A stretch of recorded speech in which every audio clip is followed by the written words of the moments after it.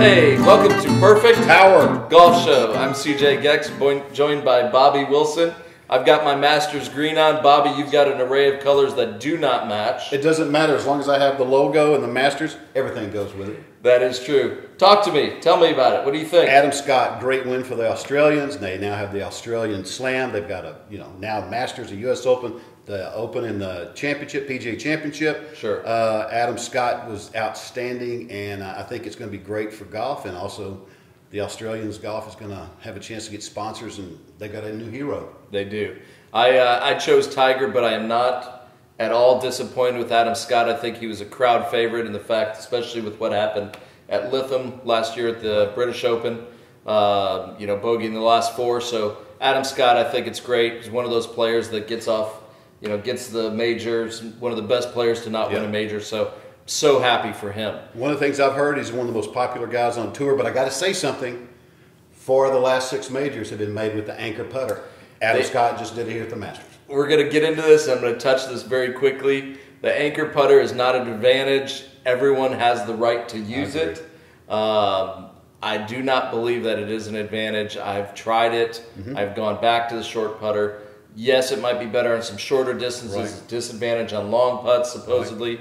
But it's one of those things, until the ruling bodies makes their decision, I don't even want to touch that. All right. Let's talk about something else. All right, let's talk about shots of the week, because I always think those are great. I'm going to give you mine. Yep. I'm going to go back 1992. Fred Couples hits his shot into number 12, the par 3. It comes off the green. 99 out of 100 times it goes in the water. Right.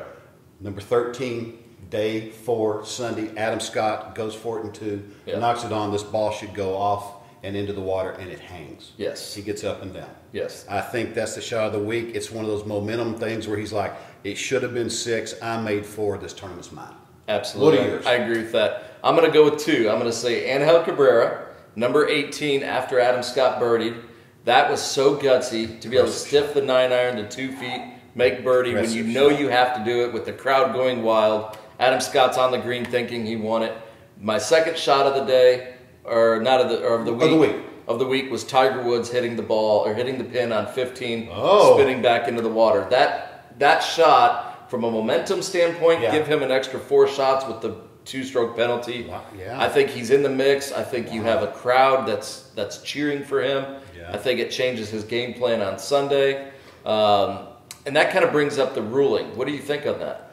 Well, as in all rules, there's a decisions book of rules that helps you, but whenever I was an official, I always was looking to see if the player, if his intent was to take advantage or to hurt the field.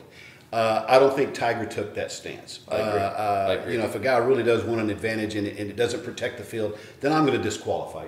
But I think the 2-shot breach of the rule was fair, and I think if the Rule 33-7 wasn't there, Tiger may have disqualified himself, because he said earlier when the 14-year-old got a penalty for 1 shot, for playing slow, he said rules are rules. Right, absolutely. Yeah, I agree with that. I think Tiger did make a mistake. I think he knows it, but the fact is the committee made the ruling. That alleviates Tiger. As a rules official, if I give a bad ruling, it does not affect the penalty of the player. Right. And the committee reviewed it, and had they noticed the situation, they would have given him the 2-shot penalty while on the course.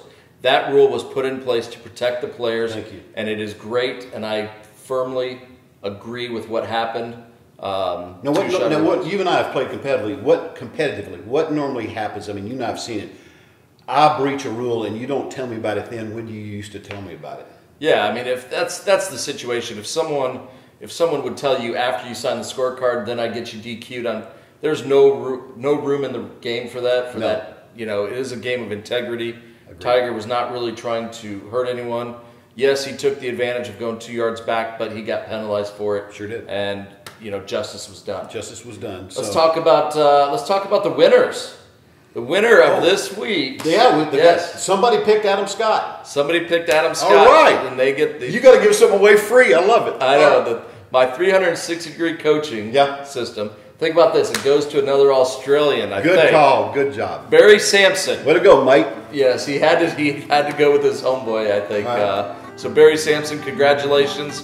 You've won my 360-degree coaching system. Yep. And guys, if you have any questions for us, let us know your shots of the week. Yes. Let us know your Post opinions. them on the blog. We want to know what you thought the shot of the week was. If you have any questions for us, let us know. Maybe we'll talk about it next week. All right. So till then, I'll see you. See you next time.